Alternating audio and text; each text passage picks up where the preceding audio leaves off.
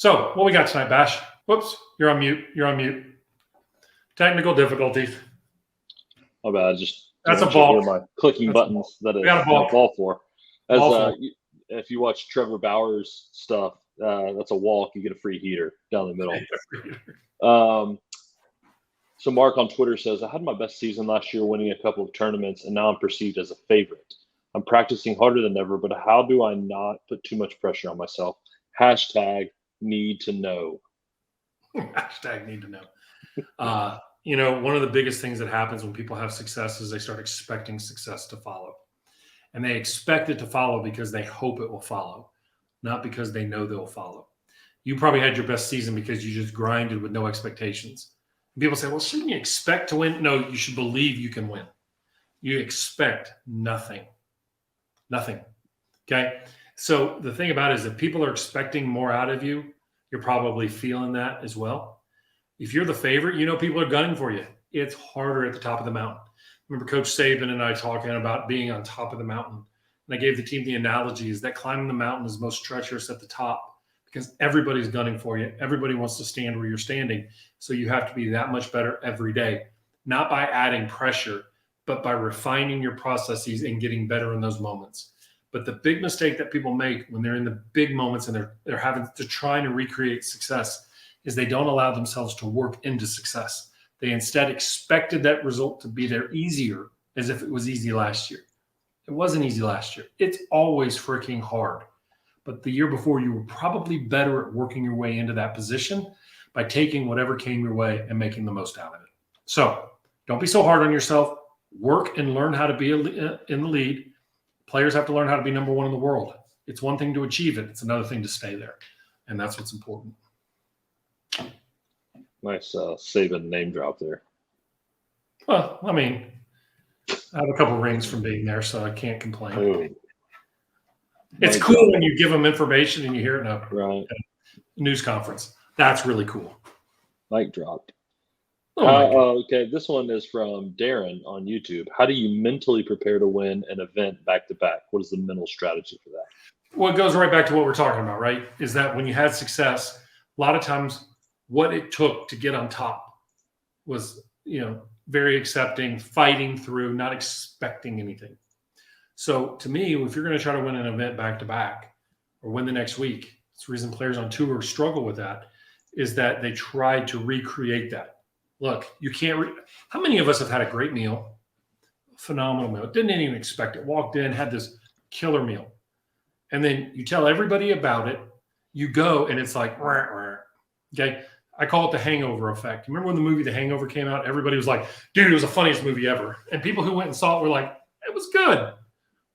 But when they saw it completely fresh, they were like, oh my God, laugh my ass off, right? Because you had no expectations.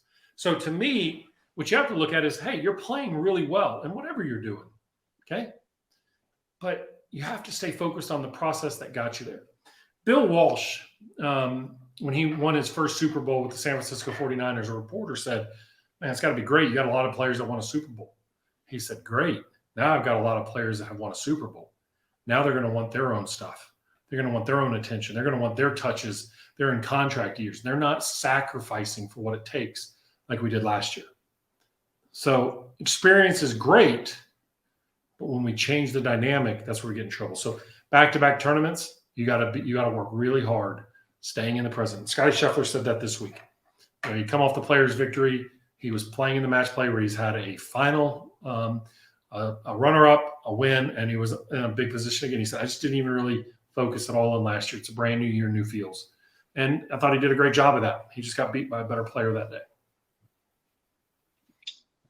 This one's from Andrew on YouTube. What's the best way to overcome your nerves the first day of a tournament? Well, you can't overcome them. So I think one of the things that Alan talks about, which I believe in, is that we're not going to fight them. Okay. We're just going to accept them. Breathing allows us to accept them. Okay. It's kind of like telling someone, if you've ever been on an airplane with somebody who's afraid to fly and you're like, just calm down. It's no big deal. They don't calm down.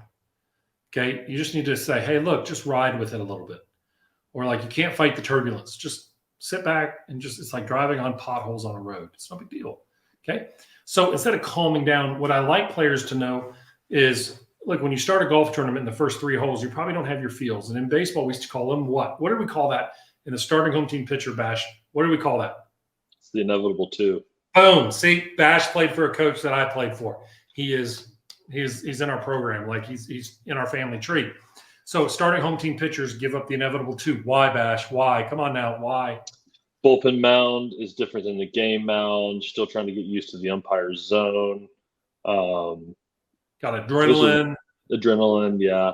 You're facing their great hitters. Their hitters are always better when they have adrenaline. Pitchers are good if they're used to it, but you don't have your feels. Don't have the feels. You got to know your feels, right? Mm-hmm. Look, I can tell you the number of times I left the bullpen and I didn't have a slider, and the first slider I threw on the mound was like, oh yeah, that thing's nasty. I don't know why. Okay. Very rarely did I not have it because that was the only thing I did have. But the thing to remember about this, and it's important to know, is that, when you go to a tournament, a lot of times when you're starting, you got a lot of anxiety and stress because of the uncertainty of competition. You don't know how it's going to go. So the mind starts telling stories. It starts flooding you with fears and doubts and risks. Better thing to do is say, wait, this is a tough part, first 3 holes. Let's hit shots that we know we're highly confident in, simplify our process, let's commit to them, and let's be accepting and work ourselves into the round. It's a great way to do it. The inevitable 2. Next time you watch a baseball game, it's going to happen. It's going to happen. Yeah. Happens more in college. It happens. It's funny when you watch experienced major leaguers, they have no problem with it. First inning, they come out, but they're not throwing 4 pitches. They're usually throwing 1 or 2 pitches with, usually, they're not trying to be super fine. They're going to what they know. This one's from Jennifer on YouTube. Jennifer says, I'm a 52-year-old amateur female golfer, was competitive in high school, did not play in college, married, raised the kids, now I'm back. What are some tips to manage my golf game better? I need 5 to 7 strokes. All right. So first of all, I love women coming back to the game. And a lot of times I hear women, my daughter's one of them, who comes back to the game and they'll be like, well, I don't want to get in the way of people. Men can be very judgmental on the golf course. And so what that does is that puts pressure on women to outplay what they're doing. So making an assumption, but I hear that a lot, and I get that a lot in DMs. Let me say this. If you're out there competing, you want to shave some shots, there's a couple things that I would do. I'd work on your short game around the greens. I find that players, when they're returning to a game after being away, they're not as good around the greens as they think they are. And you're more than likely your ball striking is not as good as it once was. So therefore, we need to get better at one of those 2. Ball striking usually takes a little bit longer. So let's get better around the green. Number 2, let's get better with our short putts. Statistics, Dave Pelz's data shows amateur players, as they're trying to reduce their handicaps, need to get better around shorter putts inside 5 feet. Doesn't take a lot of talent. It just takes freedom, the ability to face anxiety in those situations and play well. So those are 2 areas. The other one, get out there and give yourself some patience. Work towards it. Set a plan to start cutting strokes back. Shave 1 shot off every 36 holes. 1 shot every 36 holes. Not 1 shot around. 1 shot every 36 holes. That's a half a shot around. Okay.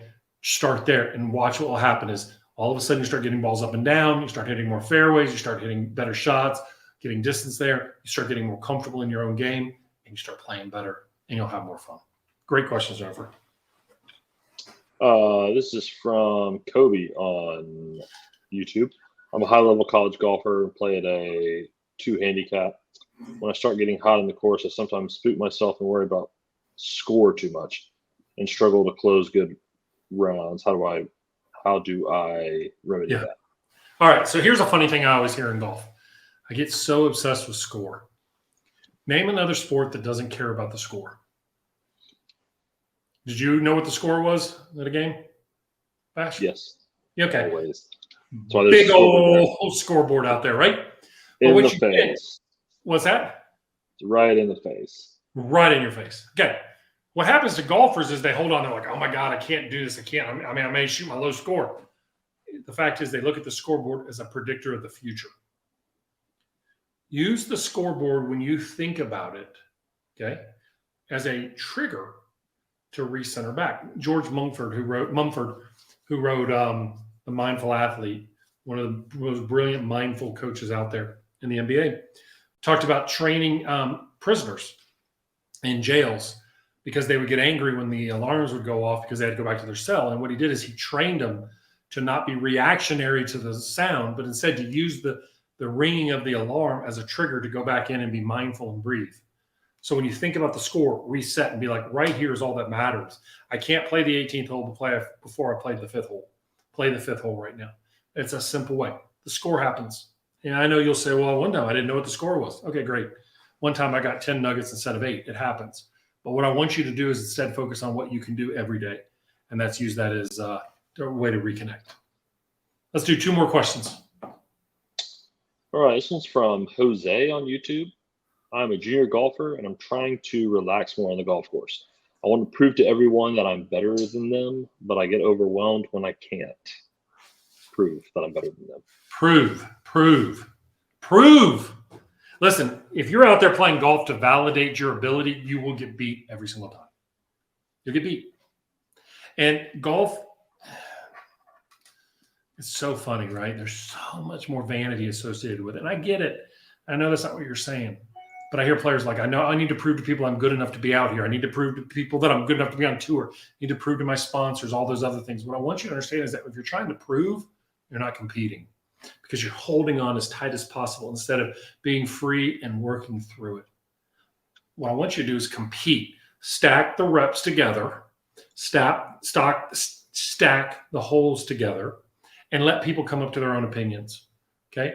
You can play your best. People still think, oh, it's not good enough. Or, but you got to look at golf like an obstacle course on the show Wipeout.